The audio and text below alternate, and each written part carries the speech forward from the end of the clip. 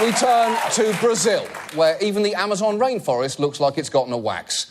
Now, President Dilma Rousseff has spent the whole week dealing with developments in a corruption scandal which threatens to undermine her entire government. Brazil's Supreme Court has approved an investigation into some of the country's top politicians. They're accused of taking bribes in exchange for lucrative oil contracts from the state-run oil company Petrobras. Now, when they say taking bribes, this isn't your standard $5,000 in an envelope left under a bench. Because Brazil's largest construction and engineering firms allegedly paid at least $800 million in bribes and other funds to secure contracts. $800 million!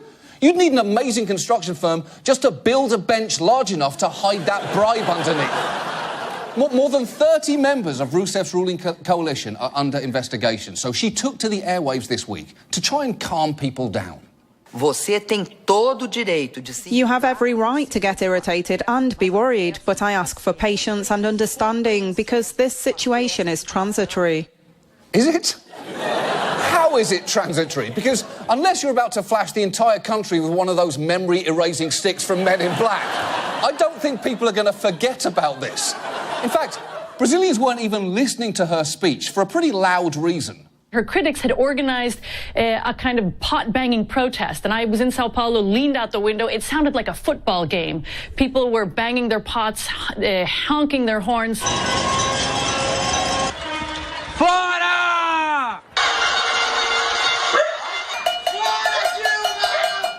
That's actually a real form of protest called panelazo, which has been in South America for years and off-Broadway for decades. It's so entrenched, it's even taken place on the floor of Brazil's legislature. Do bom senso do povo brasileiro. Minha homenagem ao povo brasileiro. Now, I love everything about that, but the best detail there is the sign language interpreter. Even he is banging invisible pots in disgust. And if you think that Brazilians are overreacting to this story, there is one more thing you should know about Rousseff's involvement in this scandal. President Rousseff chaired the board of Petrobras for 7 years when much of the corruption is believed to have taken place. She's been cleared of any involvement in the scheme. How has she been cleared? She chaired the board of Petrobras while the bribes were... There's only one way to handle this. And now this.